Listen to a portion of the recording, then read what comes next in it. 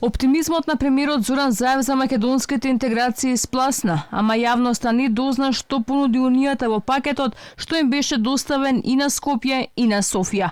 Без детали што е позитивното за Македонија што го понуди португалското председателство, Заев очекува техничката влада на Бугарија да се охрабрила и да го повлече ветото, оти имале уставна можност за тоа. Убедува дека преговори за македонскиот јазик и идентитет немало да погледа ниту на еден документ.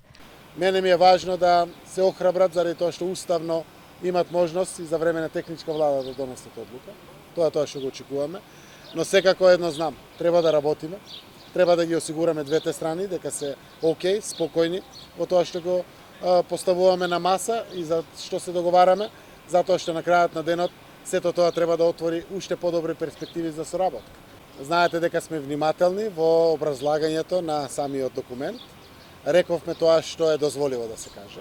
Срекни сме за инвентивноста и креативноста на португалското председателство и сме позитивно изненадени. А Заев е спремен и да моли кај Бугарија во очи на одлуката на Унијата на 22 месецов.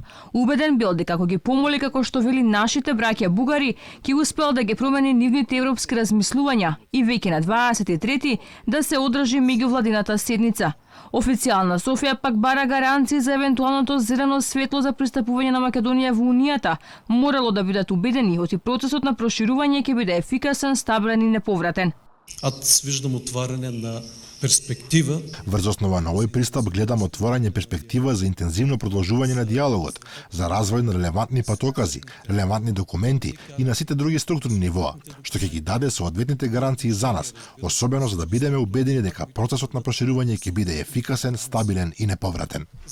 И покрај се ова, компромисот за цврстото бугарско вето според Заев бил да се подзатворат некои историски врати да не пропаднала сегашноста.